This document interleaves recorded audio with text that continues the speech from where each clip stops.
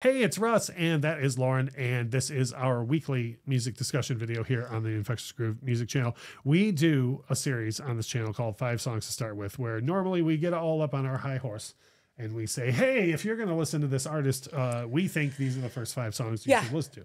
But one thing that we've always said on this channel is, like, if there's someone you want us to listen to, let us know. And now and again, we get a suggestion, and sometimes we go, oh, well, we already covered that, you know, or we go like, oh, I don't even know. That's a hard task, you know. Yeah. And with this one, we had a viewer of the channel who said, I love this artist, and I would love for you guys to do a video on her. And we said, well, you know her way better than us.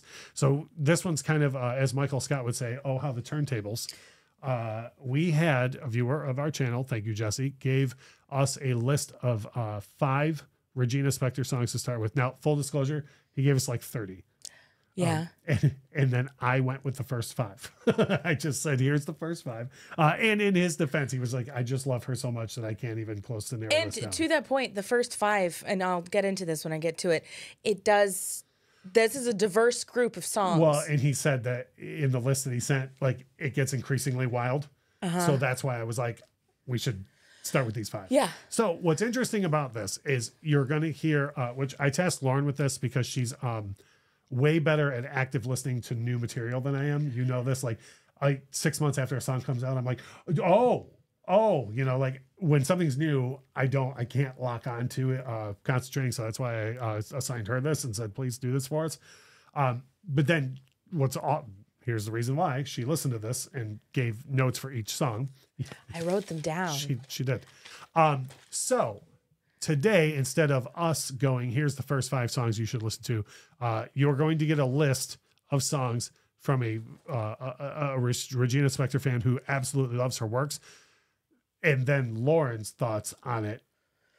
So it's kind of the reverse video where we would say, hey, listen to these and let us know. She listened to these and is going to let you know. Yes.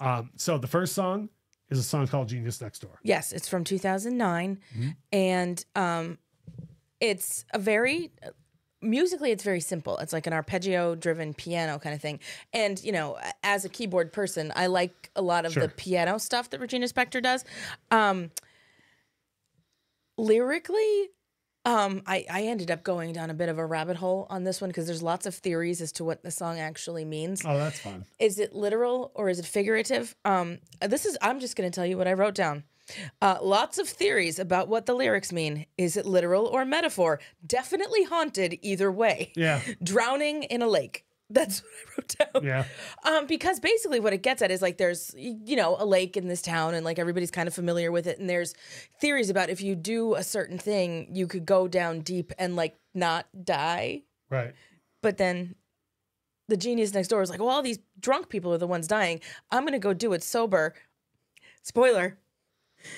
Still dies. This is like when you spoiled Timothy. I know. Yeah, so it's interesting. Like, this is one of those put your own meaning on it kind of songs, I think. I hope I don't horrifically offend any Regina Spektor fans, but you know, one of my favorite songs like that is Hazard by Richard Marx. Okay. Where you don't know if he did it or not. And they actually made 2 different versions of the video where he did it in one and he didn't in the other. You know, and I love stuff like that. Or even earlier today, we were blasting a Casey Kasem countdown in the house. And the night the lights went out in Georgia. Like, I love a good mystery song. Yeah. You know, so that's Genius Next Door is the first one. Hotel Song is the next one that's up. And I want to say this is probably going to be a reoccurring theme, but earlier this week, Lauren was like, I think this woman's deeper than me, or like, or too deep for me. Yeah. You know, because you've mentioned on this channel quite a bit that I'm into yacht rock, which is synonymous with easy listening. Right. This is not easy listening by any stretch. No. Like, I have a degree in English literature. I had to pull all of those tools out to listen to Regina Spektor. Well, you know that, I mean, again, not to keep making so many comparisons, but like Roger Waters is like heavy listening. Like, spoiler alert for the channel, we're going to have videos coming up soon about the reviews of the sound equipment that we've upgraded in our house. And I've told you, like, I want to go listen to Amused to Death, but I don't, because that's heavy listening. Like, there's no one's walked away from any Roger Waters song and been like, I feel better now. You know? Right. And I feel like that's how Regina is. Yeah. This song, though, Hotel Song, is my favorite of this batch. Okay. Because it is like of these, this is the one you would tell people to listen to first? yes, this feels like the most accessible. Okay. It is an upbeat poppy song with hand claps, but very sad lyrics about loneliness and wanting. Well, that's you. Right on. Upbeat, happy song, a sounding song with sad lyrics. Yeah. Yep. Yeah. Hotel Song is the most accessible in Lauren's opinion. So maybe go check that out. And Regina Spektor had at least one or two hits. She had the theme song for Orange is the New Black. A lot of people know. And then, I'm blanking on it. She had one really big hit was what she was known for when she first started, that I loved. So it's not like this is a woman without hits or some underground artist, It's just no, I had a bunch of friends who were like big into her in college, and I was very much like, we're reading deep stuff in class. Like I can't keep doing this. That's like I said with Roger Waters. It's like I get enough of that on the news, man. Sometimes I can't. Yeah, especially the way more political stuff like Music Death or Animals. Anyways, the next song that you have on the list is a song called "The Flowers." Yes, I'm just gonna read what I wrote. Again. Well, I mostly did this because I was like, I need these notes. There's a lot to take. There's a lot to take in here, and I couldn't. There's no way my brain was going to do it. I mean, not to pat ourselves on the back or you on your back, but like if I were a viewer of the channel, I would be like, thanks for the dedication for that. Instead of just going, oh, it's another song that we listen to. Yeah, I know. Yeah, go on. So I wrote this down: frantic, sad, classical piano sound. So this very feels like a classical piano piece, like with a lot of like boom, like heavy stuff happening. Really profoundly sad. Yeah. It's about being paralyzed by the memories that are tied to mementos. Oh, belladonna. Yeah, I know.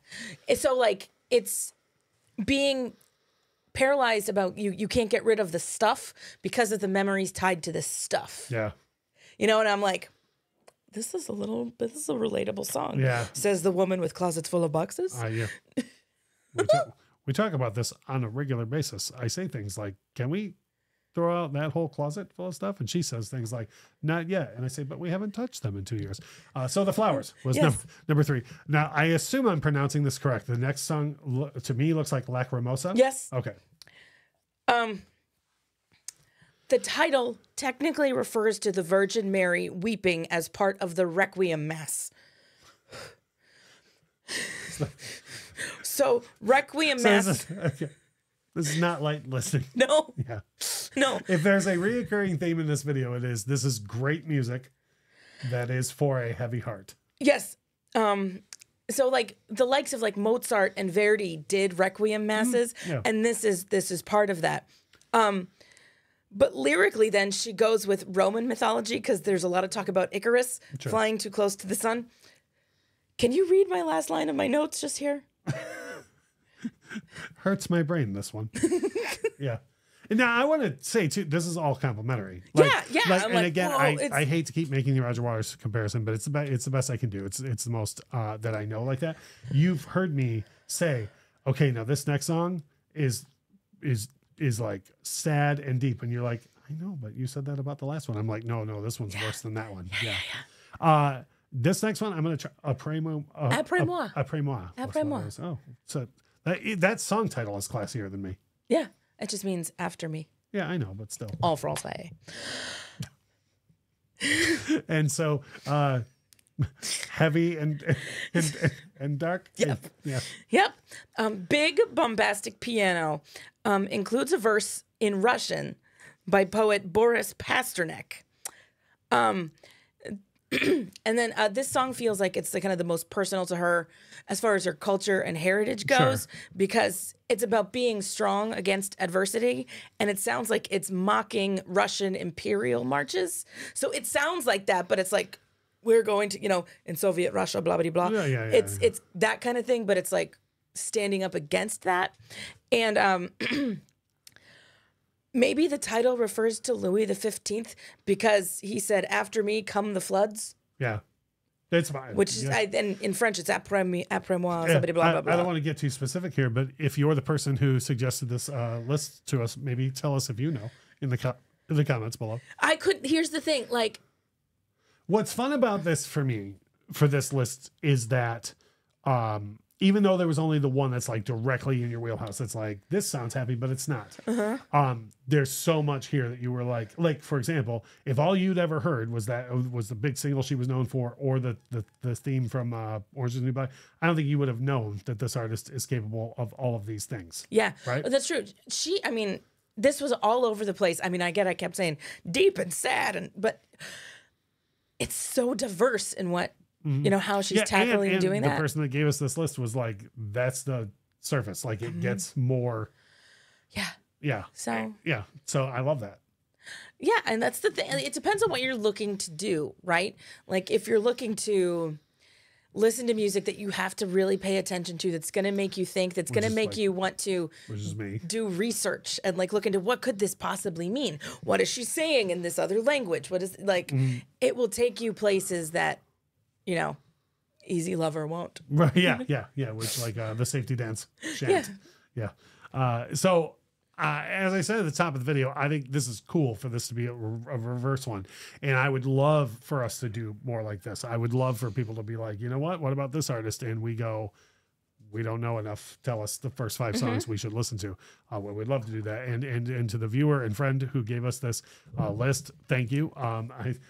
Lauren got emotional listening to these songs, which is the desired effect. I have to assume if you were to talk to Regina herself, she would be like, you know what? I just want you to feel something. Right. Once again, my name is Russ. That is Lauren. We have reaction videos on the weekend, vinyl reviews on the weekend. But to be honest, this is the most fun for us, is these music discussion videos. So if you would please encourage us by dropping a like on the video or sharing this out with your friends. And if you watch this and you listen to these songs, drop a comment. Let us know what you think of them. If you have an artist or an album or a song that you want us to check out, drop that comment below as well. And as we always say, thank you so much for watching.